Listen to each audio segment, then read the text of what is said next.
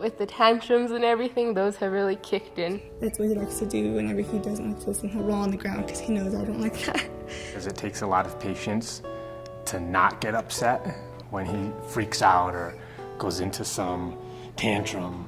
For me, like, I'm just needing to kind of battle with this part of me that just kind of wants to squash her and this other part of me that wants her to just be really powerful and really assert herself. Le pido a mi Padre Celestial que me dé paciencia para pasar el enojo o si estoy un poquito frustrada para controlarme.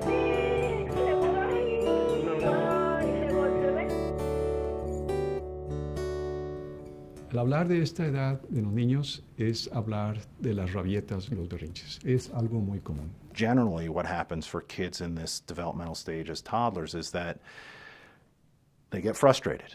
They mostly just think about themselves. They see things from their own point of view. You know, they haven't learned to see things from another person's point of view yet, so you can't expect that from them. Los bebés piensan en esta edad que pueden hacer todo y no tienen concepto del tiempo. Entonces van a querer hacer todo en ese momento. Todo está basado en lo que ellos quieren. En algunos ambientes hablamos de esta edad como el yo, mi, me, conmigo. And a lot of people think that tantrums are manipulative, but really I think that's a small percentage of the tantrums. The majority of tantrums are caused by spillover of emotions, just buildup of frustration that the child does not know how to control or how to deal with. They just reach a point where they don't know what to do with all the feelings that they have. And so as a toddler, part of it is that you have not yet developed coping skills as effectively as you will down the line. And as a parent, part of what you want to do is you want to help develop those coping skills. You want to help develop what I would call emotional literacy. What's the word that goes with that feeling that you're having?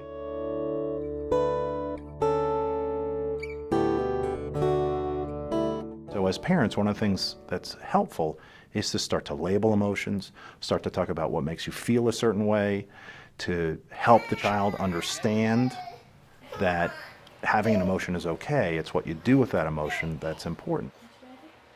One of the things that I've done with parents is take a paper plate and you draw a happy face on one side and a sad face on the other, and you have the child use that to sort of demonstrate this is how I'm feeling. And then you actually can develop skills like when I'm sad or mad, if that's the feeling that they describe, here are the 2 or 3 things that I can try and do. I go in my room and I lay on my bed, or I breathe like a dragon, take some deep breaths, those kinds of things. And as kids get older and they develop sort of a wider range, as a parent what you can do is you then can help them expand their range. She wants to figure out how to put words to the things that she's feeling. And you know, that's part of kind of our job as parents to help fill that in and give her a context for her experience and let her know that's totally normal to have all of these, the whole range of feelings.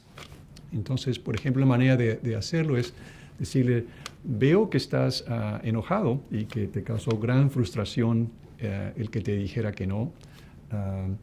Y entonces eso no solamente identifica la emoción, sino también valida la emoción y le da sentido al niño.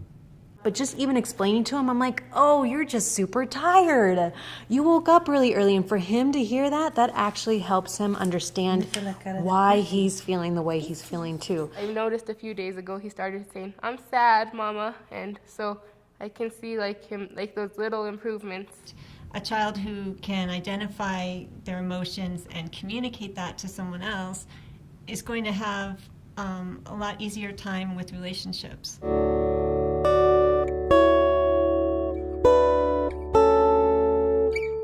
What sometimes I do when he goes into major meltdown is to just give him the space. So I decide, okay, I'll just give him a little space. I'm not going to get worried or upset or like demanding because it just escalates. Porque si me quedo jugando con ellos o ya sigo peleando o me pongo a pelear con ellos en el berrinche, pues voy a seguir enojado y no voy a arreglar nada con eso. what you really need to do is just let some of that emotion get out. So stay near them. You know, a lot of kids don't want to be held right in the first throes of a tantrum, but you want to stay close. You want to make sure that they don't hurt themselves. And then, you know, just let some of that emotion get out, and then be there for them when it does start to decrease, so that you can comfort them, hold them, maybe redirect them into a new activity. But really, I think, you know, the first few minutes, you just have to let some of that out.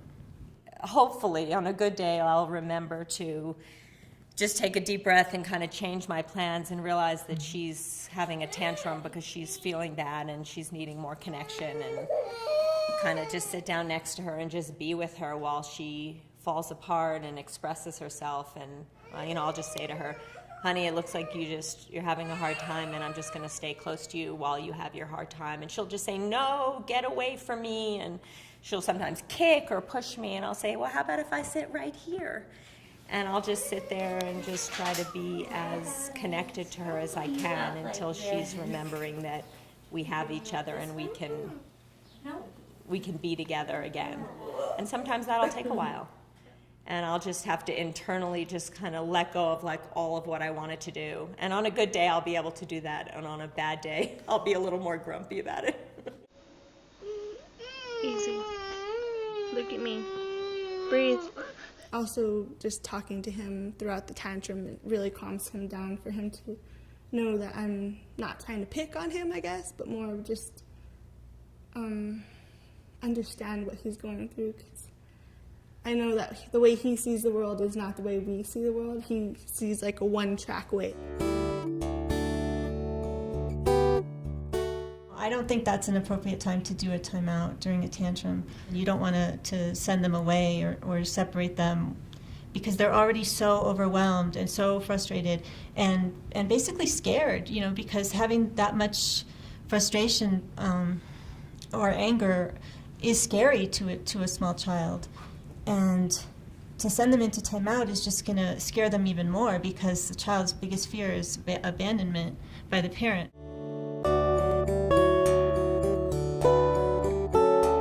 You have to kind of think ahead, you know, to where the child's going to be in 5 or 10 years, and if the only way that you've been controlling things is with spanking, you know, there's going to reach a point where that doesn't work, and then you don't have the relationship and the communication built up that you need in order to get through those later years.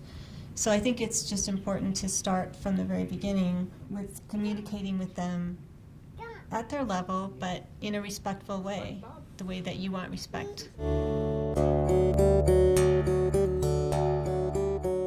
If I'm being honest, I'm going to say it's pretty challenging to say, well, we'll figure this out. But part of it is, the more you up the ante, the more you raise your voice, the more you say things like stop, those kinds of things aren't very helpful, because your child is sort of in a vapor lock. They're not listening to you. They are lost in a sea of frustration and other emotions that are really overwhelming.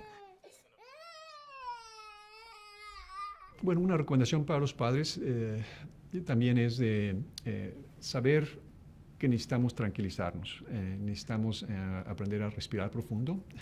La misma recomendación que podíamos decir a los niños, hay que contar del 1 al 10, hay que salir a caminar, hay que cantar, oír música, una forma de relajar y tratar de reducir el nivel de estrés.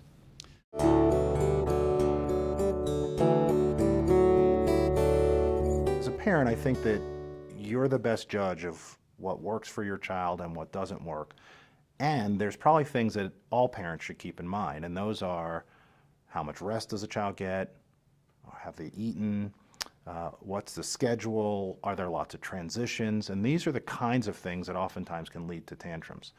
He's easily sidetracked, whereas I'm focused on getting to work on time, so it's creating some transition for those two things to be able to more closely merge together and not have anybody crying and screaming as they walk out the door. I can usually see it in his eyes right before, like he gives those little cues, like he's scared. So usually I'll say, "You're scared, come give mama a hug."